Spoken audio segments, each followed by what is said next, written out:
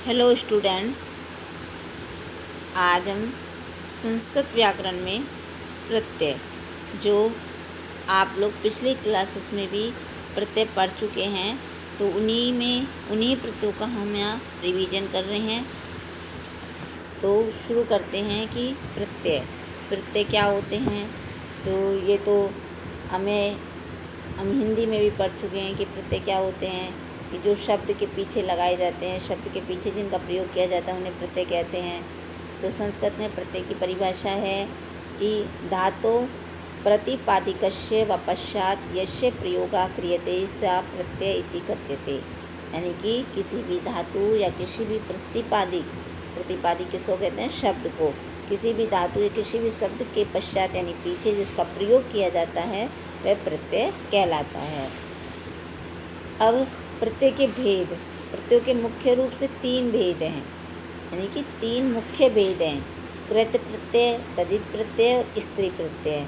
तो इस कृत प्रत्यय के अंतर्गत भी जैसे कई प्रत्यय आते हैं कि जिन प्रत्ययों का प्रयोग किसी भी धातु या क्रिया के बाद किया जाता है तो कृत प्रत्यय कहलाते हैं। तो कृत प्रत्यय में जैसे तव्यत प्रत्यय आ गया, अनियर प्रत्यय आ गया, क्रय प्लस तव्यत, कर्तव्यम, पठ प्लस अनियर, पठनियम। तो ये हो गया कृत प्रत्यय। अब है दूसरा तदित प्रत्यय। अब तदित प्रत्यय क्या होते हैं कि जिन प्रत्ययों का प्रयोग संज्ञात व सर्वनाम आदि शब्दों के पीछे किया जाता है वे तदित प्रत्यय होते हैं। यानी कि कृत प्रत्यय का प्रयोग तो हो गया धातु के बाद, और तदित प्रत्ययों का प्रयोग हो गया संज्ञा या सर्वनाम शब्दों के बाद। तो ये तदित प्रत्यय हो गए। जैसे शिव प्लस अण शिव, दशरथ प्लस इंज दशरथी, उपग्यू प्लस अण उपगवाह, धन प्लस मतूप धनवान। तो ये शब्दों के पीछे हो गए, ये संज्ञा शब्द या सर्वनाम शब्दों के पीछे, और कृत प्रत्यय धातु के पीछे। इसी तरह से तीसरा है स्त्री प्रत्यय। इन प्रत्ययों का प्रयोग है वो पुल्लिंग शब्दों को स्त्रीलिंग में बदलने के लिए किया जाता है। स्त्री प्रत्ययों का प्रयोग किस लिए किया जाता है? पुल्लिंग शब्दों को स्त्रीलिंग में परिवर्तित करने के लिए इनका प्रयोग किया जाता है। जैसे कुमार प्लस डी, तो कुमार पुल्लिंग है और उसमें डी प्रत्यय लगाया तो कुमारी बन गया। अज प्लस टाप, आज पुल्लिंग शब्द है, उसमें टाप लगाया तो अजा स्त्रीलिंग शब्द बन गया, कुमारी स्त्रीलिंग शब्द बन गया। तो ये स्त्री प्रत्यय है। तो अब हम कृत प्रत्यय का विवरण पढ़ेंगे कि कृत प्रत्यय के अंतर्गत कौन कौन से प्रत्यय आते हैं और उनके बारे में क्या है। तो कृत प्रत्यय में सबसे पहले है क्षत्रिय प्रत्यय। तो क्षत्रिय प्रत्यय का मतलब ये वर्तमान काल के अर्थ में इसका प्रयोग किया जाता है, और इसका प्रयोग मतलब पीछे आता है इसमें हुआ शब्द, जाते हुए, लिखते हुए, जाता हुआ, लिखता हुआ, इस तरह से हुआ आता है इसका अर्थ, और ये वर्तमान काल में इसका प्रयोग किया जाता है। तो और जो इसका प्रयोग है वो तीनों लिंगों में चलता है, स्त्रीलिंग में भी, नपुंसकलिंग में भी और पुल्लिंग में भी। तो इसकी पहचान तो हम जैसे कर सकते हैं, पुल्लिंग में पीछे न्यालंत आता है, स्त्रीलिंग में मतलब धातु और आधा न और पीछे बड़ी की मात्रा, और नपुंसकलिंग में तय हलंत आता है। तो इससे हमें पता चल जाएगा कि ये क्षत्रिय प्रत्यय है। जैसे पठ, तो पठन, पठंती, पठता।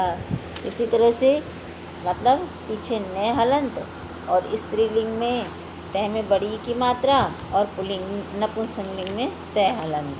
तो ये हो गया क्षत्रिय प्रत्यय। अब इसके बाद है शानच प्रत्यय।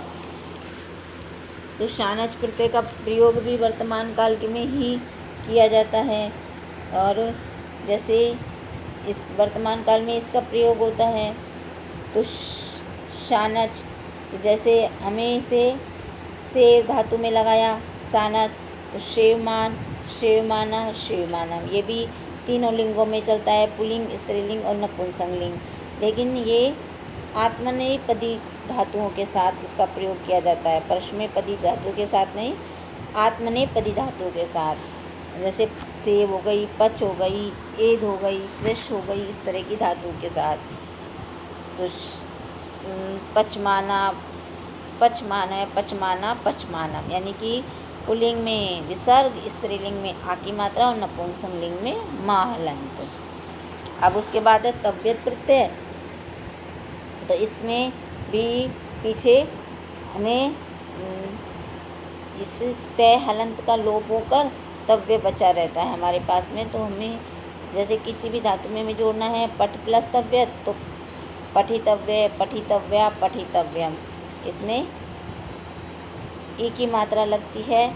ऐसी धातुएं जो पांचों लकारों में सेम रहती है उनमें, और जो पांचों लकारों में सेम नहीं रहती है, बदलती रहती है, उनमें ई की मात्रा नहीं लगती है। और इसका पीछे वही बताया अभी कि तव्य शेष रहता है।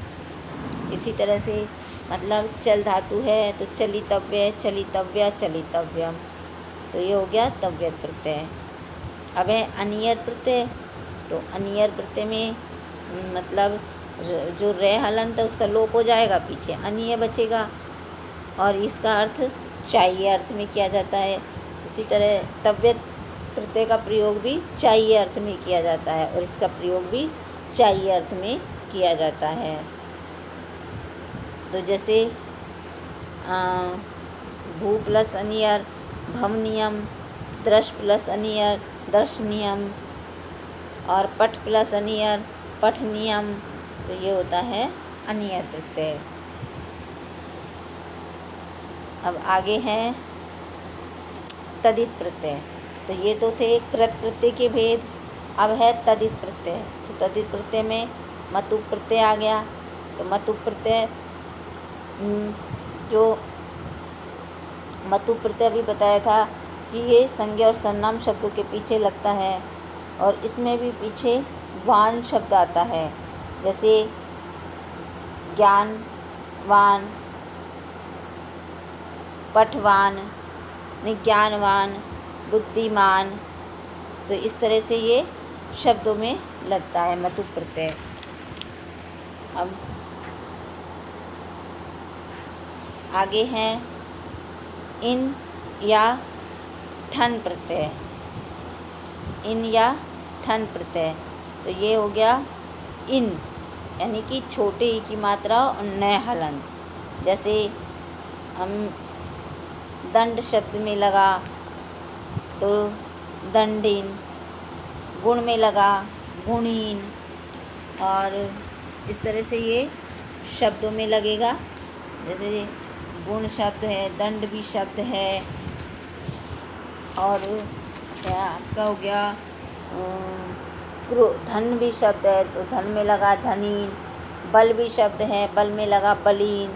तो इसी तरह से शाला, माया, मायाइन, शालीन, मालिन, इस तरह भी ये शब्दों में लगेगा, और पीछे छोटे की मात्रा आ जाएगी और न हलंत आ जाएगा। तो ये इन हो गया। और इसी तरह से ठन जोड़ेंगे तो दंडिक, धनिक, माइक, तो उसमें न हलंत की जगह वहाँ क्या आ जाएगा। तो ये हो गया इन या ठन प्रत्यय।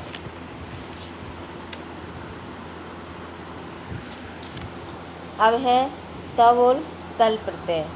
तो तव और तल में जैसे तव भी, ये दोनों भी शब्दों में जुड़ेंगे। तो मनुष्य, मनुष्यतव, शिशुतव, गुरुतव, इस तरह से। और अगर तल को हम जोड़ेंगे तो पीछे तल प्रत्यय का पीछे ता जुड़ जाएगा। मनुष्यता, शिशुता, गुरुता।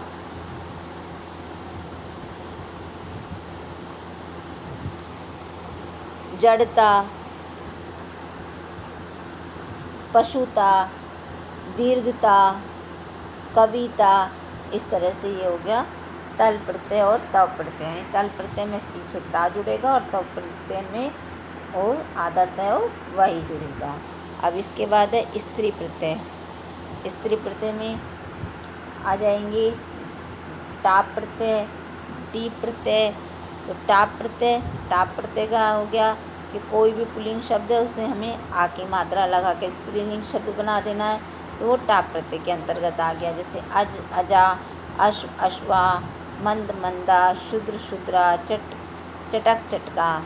और डी प्रत्यय, तो डी प्रत्यय में